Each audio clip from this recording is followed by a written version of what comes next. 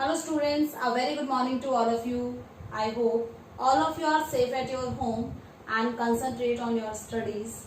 So students, in today's class we are going to start a new chapter, that is chapter 16, biodiversity and conservation. So in 15th chapter we read about the life on the earth, means evolution of the different biodiversity, plants community, animal community and the ecosystem ecological balance. Okay, so in this chapter we are going to read about the different biodiversities, why there is a biodiversity and why the conservation of biodiversity is necessary. Okay, so let's continue our chapter. So सबसे पहले हमारे NCERT book में introduction दिया है इस chapter का, and introduction में हम कुछ ऐसे पॉइंट्स पढ़ेंगे कि इस चैप्टर में हम किन टर्म्स के बारे में पढ़ने जा रहे हैं. सो बायोडाइवर्सिटी है, उसका मीनिंग क्या है. सो बायोडाइवर्सिटी के लिए टू फैक्टर्स है. सबसे पहले solar energy and water. Means biodiversity को सिंपल फॉर्म में बोला जाए तो different plant community and different animal community. So ये सर्वाइव करती है हमारी अर्थ पे जस्ट बिकॉज उसके पीछे रीजन है कि सोलर एनर्जी मीन्स जो सनलाइट है is the main source of energy on the अर्थ. कि सोलर एनर्जी की वजह से जो सनलाइट मिल रही है प्लांट्स को एंड एनिमल्स को बहुत ज्यादा नेसेसरी है. And the second term is water. Okay, so water के बिना भी हम सरवाइव नहीं कर सकते हैं. तो बायोडाइवर्सिटी डिफरेंट टाइप की plant community and different type के जो एनिमल्स हैं, स्पीसीज है, वो क्यों मिलते हैं? क्योंकि इनमें डिफरेंस है.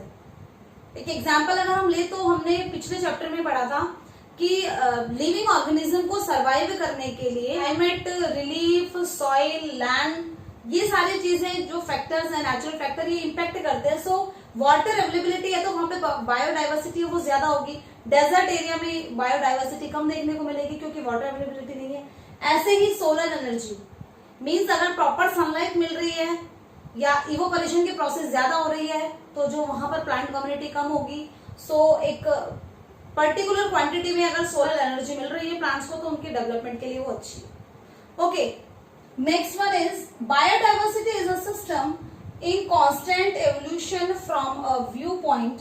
मीन्स बायोडाइवर्सिटी का मतलब है एक ऐसा सिस्टम जिसमें जो एवोल्यूशन है जो लगातार बढ़ता है स्पीसीज के हिसाब से.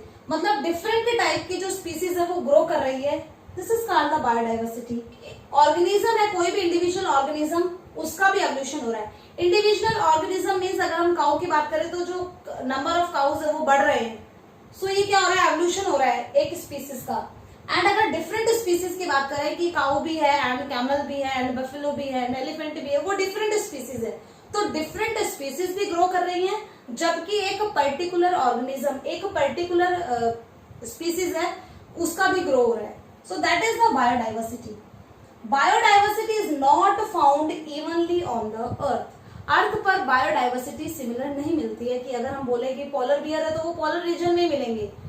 सो जो कैमल्स हैं, वाइल्ड लाइफ, वो ज्यादातर डेजर्ट में मिलेगी. डेजर्ट में कैक्टस प्लांट मिलेंगे. तो डिफरेंट बायोडाइवर्सिटी है वो डिपेंड करती है डिफरेंट एटमॉस्फेयर, डिफरेंट टेम्परेचर पर, डिफरेंट सनलाइट पर, क्लाइमेटिक कंडीशंस पर.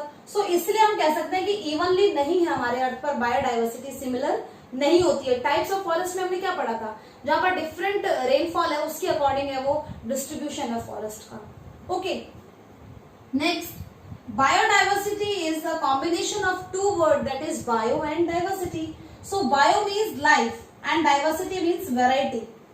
So if we combinely join this word, the meaning of the word is number and variety of organism. Number and variety. number मतलब number में भी ज्यादा है, जैसे हमने काऊ का एग्जांपल लिया था कि नंबर में भी ज्यादा है एंड वैरायटी, उसके बाद में डिफरेंट टाइप के एनिमल्स, तो वो हो गई वैरायटी जिन्हें हम स्पीसीज कहते हैं डिफरेंट.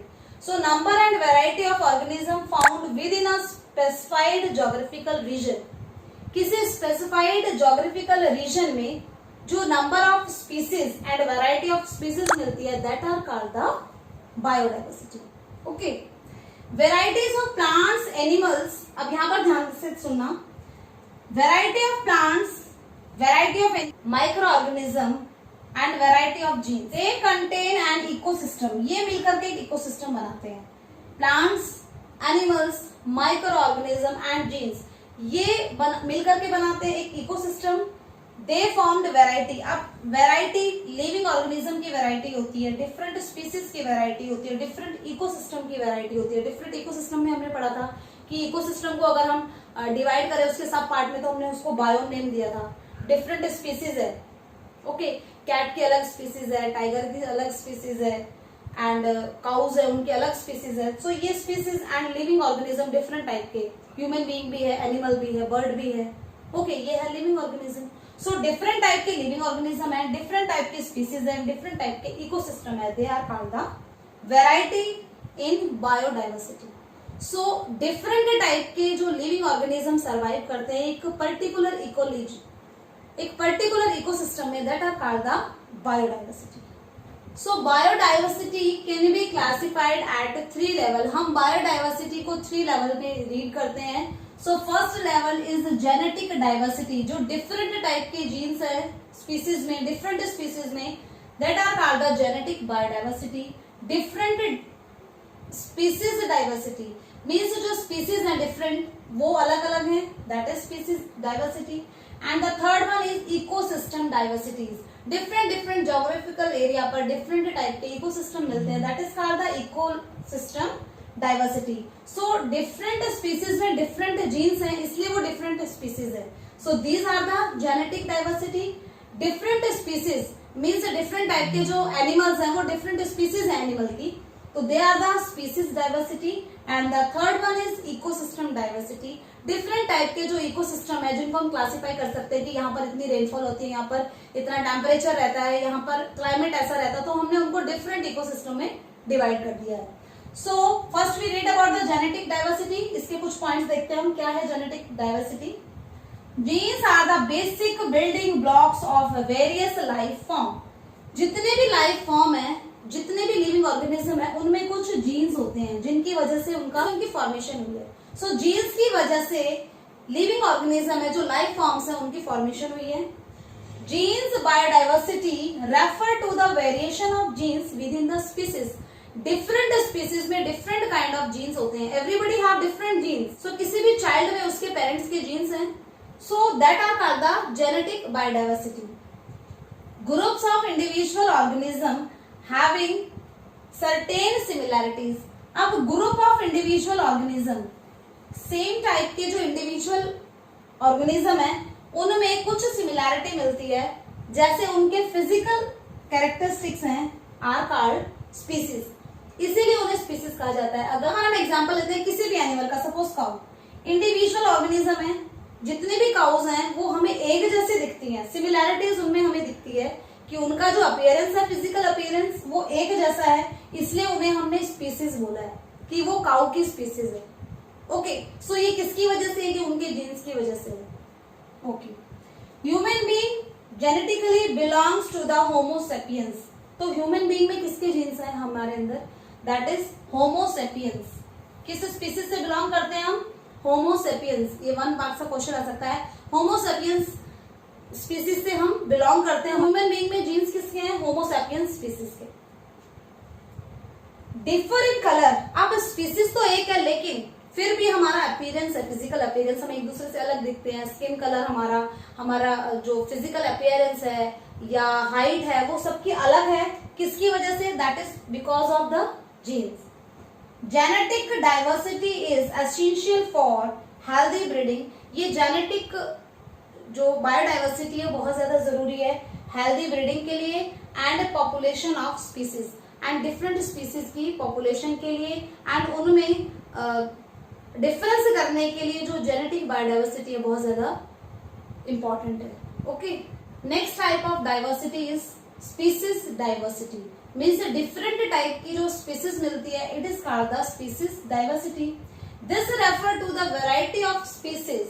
वैरायटी ऑफ स्पीसीज है, उसी को हम कहते हैं species diversity. It relates to the number of species in a defined area. एक पर्टिकुलर एरिया में कितने टाइप के स्पीसीज है, मीन्स अगर हम एक फॉरेस्ट की बात करें तो उसमें कितने टाइप्स के एनिमल्स हैं, that are called the species diversity. The diversity of species can be measured through its number, richness, abundance and types. So कितने टाइप की स्पीसीज है या पर्टिकुलर स्पीसीज है वो कितना उसका नंबर है, इससे पता चलता है कि वहां पर कितनी रिचनेस है स्पीसीज डाइवर्सिटी की। Some areas are more rich in species than others. कुछ एरिया में ज्यादा स्पीसीज होती है, कुछ में कम। तो मैंने आपको एग्जांपल लेके अभी बताया था कि किसी फॉरेस्ट में ज्यादा वाइल्ड लाइफ हो सकती है, प्लांट कम्युनिटीज ज्यादा हो सकती है, डिफरेंट टाइप के प्लांट्स हो सकते हैं, जबकि दूसरे फॉरेस्ट में उससे कम प्लांट्स एंड कम वाइल्ड लाइफ स्पीसीज देखने को मिलती है। Areas rich in species diversity, जिन एरियाज में different types of plants and different types of animals मिल रहे हैं, मतलब वहां पर स्पीसीज बहुत ज्यादा है, स्पीसीज डाइवर्सिटी बहुत ज्यादा है, उन एरियाज को हम हॉट स्पॉट्स ऑफ डाइवर्सिटी कहते हैं। यहाँ पर हॉट स्पॉट, हम इंटरनेट के हॉट स्पॉट की बात नहीं कर रहे हैं। Hot spot of diversity means जहां पर बहुत ज्यादा स्पीसीज डाइवर्सिटी मिलती है, जहां पर डिफरेंट टाइप की स्पीसीज है प्लांट्स की एंड डिफरेंट टाइप की स्पीसीज है एनिमल्स की, that particular area are known as a hot spot of diversity.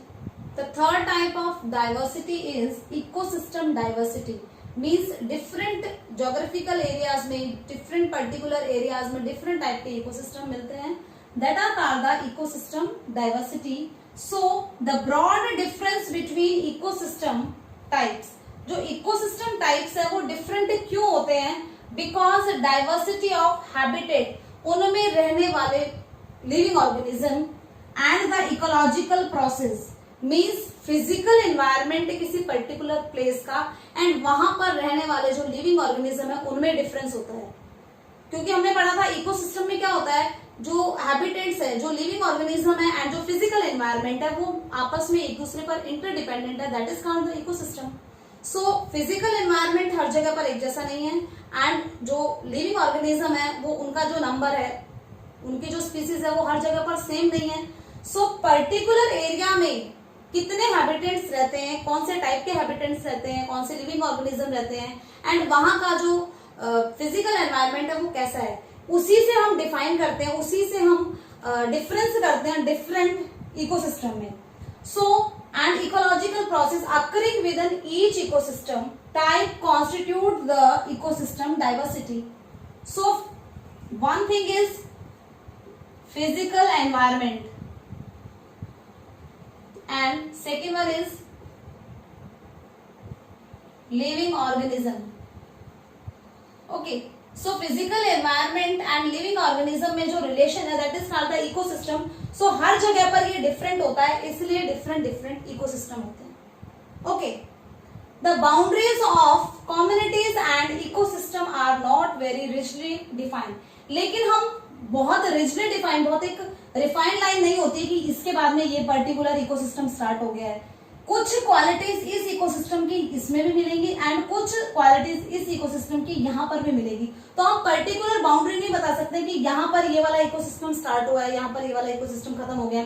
Means अगर हम स्पीसीज की बात करें कि यहाँ पर कोई भी स्पीसीज, यहाँ पर वॉल्फ या टाइगर मिल रहे हैं तो यहाँ पर भी वॉल्फ एंड टाइगर मिलेंगे कुछ एरिया तक। सो हम इस तरह से एक रिफाइंड लाइन, एक बहुत ही डेफिनेट लाइन है, वो हम यहाँ पर नहीं स्केच कर सकते हैं कि यहाँ पर डिफरेंट इकोसिस्टम्स है। इकोसिस्टम्स में कुछ सिमिलैरिटी होती है।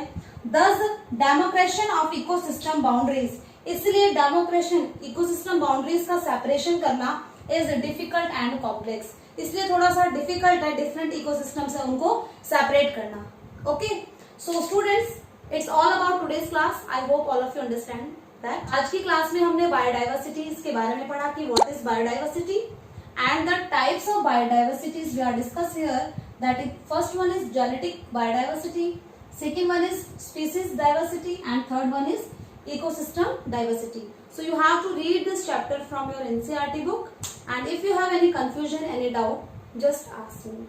Okay, so do your studies regularly and obey your parents. Thank you.